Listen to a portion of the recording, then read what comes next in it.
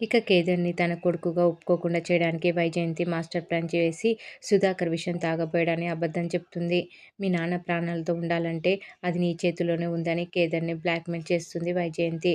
పరువు కోసం మీ నాన్న ప్రాణాలు తీసుకోవాలనుకున్నాడని, అందుకే ఇప్పుడు నువ్వు ఆయన కొడుకు అని అందరి ముందు ఒప్పుకోవాల్సిన అవసరం లేదని నువ్వు చెప్తేనే వింటాడని అంటుంది.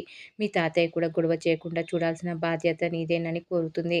నాకు ప్రతిభిక్ష పెట్టమని ఒత్తిడి చేస్తుంది వైజయంతి.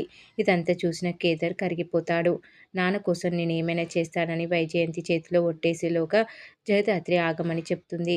యువరాజు చేయి పట్టుకొని లాక్కొని వచ్చి సుధాకర్ ముందు కూర్చోబెడుతుంది. సుధాకర్ చేయి తీసుకొని యువరాజు తలపై పెట్టి, మీ అబ్బాయి మీద ఒట్టేసి ఇప్పుడు వీళ్ళందరూ చెప్పింది నిజమని చెప్పండి మామయ్య అని అడుగుతుంది జగదాత్రి.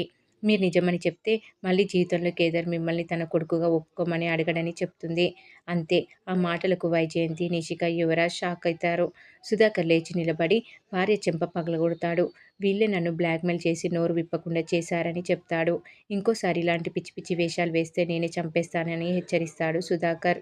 మీరు ఇలాంటి నాటకం ఏదో ఆడి ఉంటారని నాకు ముందే తెలుసునని జయదాత్రి అంటుంది. ఎందుకంటే మామయ్య గారి సంగతి నాకు బాగా తెలుసునని, ఆయన అలాంటి పని చేసి ఉంటారంటే మేమెలా నమ్ముతామని అంటుంది జగదాత్రి. ఇక తెల్లారిన తర్వాత కీర్తి ఫంక్షన్‌కు అన్ని ఏర్పాట్లు చేస్తుండగా నిషిక చిరాకు పడుతూ ఉంటుంది. నిషిక ఎందుకలా ఉందని ధాత్రి అడగగా, తనకు డేట్ టైం వచ్చినప్పుడు ఇలాగే ప్రవర్తిస్తుందని మనకు తెలుసు కదా అని చిలకమ్మ అంటుంది.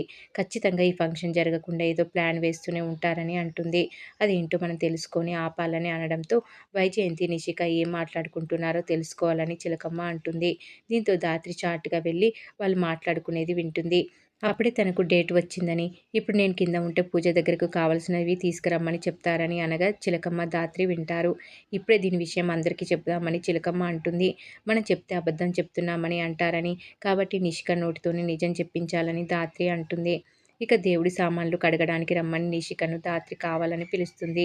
దీంతో తాను రానని చెప్పడంతో, నిజం నిజం నువ్వు చెప్తావా, నన్ను చెప్పమంటావా అని చెంప పగలగొడుతుంది జయదాత్రి నిషికది. కడుపుతో ఉన్న నా కూతుర్నే కొడతావా అంటూ రేఖ మండిపడుతుంది.